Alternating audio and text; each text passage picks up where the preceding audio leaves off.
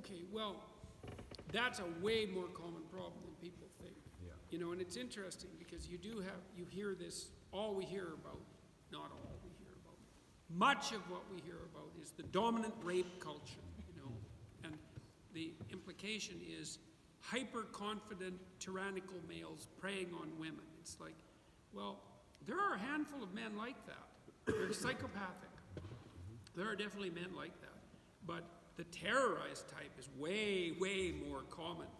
And it's a way larger problem among young men than you'd guess by how much attention it gets. Maybe it's because young men don't like to talk about it very much, but the probability that a young man will be struck rather, paralyzed by terror when he encounters a woman who he really admires and is attracted to is very, very high. And part of the reason for that is that the probability of rejection is extremely high. So, and you know, that's his problem. He has to overcome that. You know, did you ever watch the movie Sleeping Beauty? Yeah. Okay, so there's a great scene. That's a great movie. I haven't done an analysis of it online, but I would really like to. But the evil queen locks the hero in the dungeon, and then she laughs at him because she's going to keep him there sterile and barren until he's old and useless. And that's Mother Nature, man. It's like she'll take a good cold look at you and decide that you're not worth salvaging or propagating.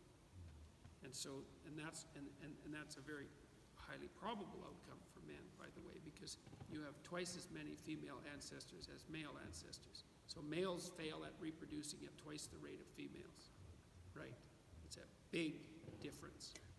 And so now the hero in Sleeping Beauty decides he's going to go and confront terrible nature, right? Because that's the evil queen. That's the evil queen that the king and queen didn't invite to their daughter's christening at the beginning and doomed her to a kind of cowardly unconsciousness as a consequence. And when he does confront her, she turns right into the dragon of chaos itself, right? It's the ultimate challenge. And that's because female rejection is the ultimate challenge. Because what the female says is, you're not good enough. And it's not like some surface not good enough. You might be fine dead, like you might be of sufficient harmless inadequacy to tolerate now and then as a friend or companion. But fundamentally, you're not good enough. Well, that's a challenge right to the core. Well, the question is, how do you overcome that challenge? And the answer is by facing it. It's like if women reject you, there's something wrong with you. And it's probably something deeply wrong. And you need to do something about it, whatever it is. Now, you know, what do you have to do? Well, you have to develop yourself into the sort of person that can at least have enough courage to start a conversation with a woman, right? But there's practical issues at hand here. So it doesn't have to be just purely metaphysical. Remember what happens in Sleeping Beauty afterwards, is that he defeats the dragon with truth and courage. But he still has to hack his way through this incredible maze of thorns and thistles to get to the woman, who he then awakens, which is quite interesting. So that's called the crystallization of the anima from the great mother complex in the Jungian scheme of things. And so the hostile female is nature itself that's looking at you and saying, no bloody way. But inside that, there's something that's asleep, that's an individual woman that you could have a relationship with. And if you can get past that, the terror of nature itself, then you can awaken that sleeping feminine and have a relationship with an actual woman. Now, it also means to some degree you have to sacrifice your ideal of the princess itself. You have to settle for an actual woman instead of the ideal of your imagination. That's also a big problem. But that's part of the developmental story.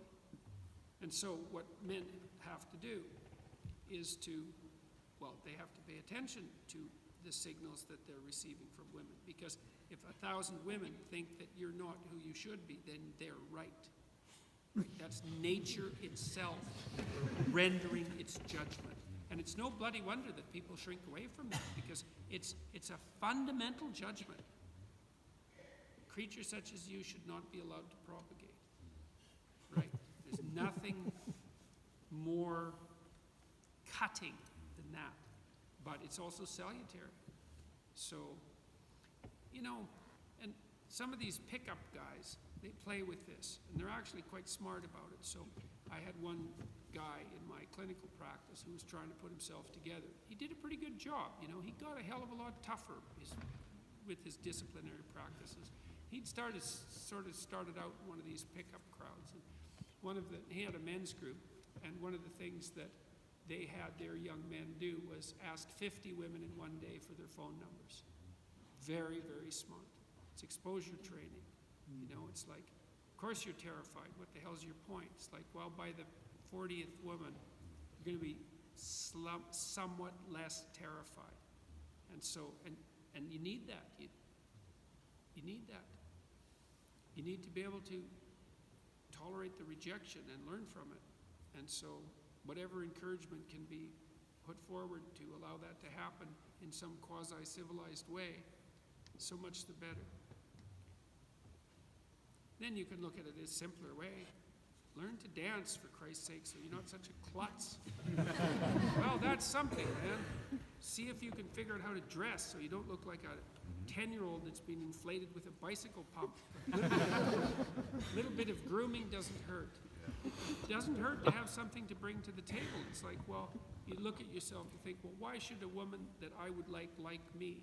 Well, I don't have any money, I don't have any future, I don't have any education, I'm completely bloody inarticulate, I'm kind of a drunk, I'm mostly a lout, I'm not sophisticated. It's like, yeah, those are problems, man. You should do something about them.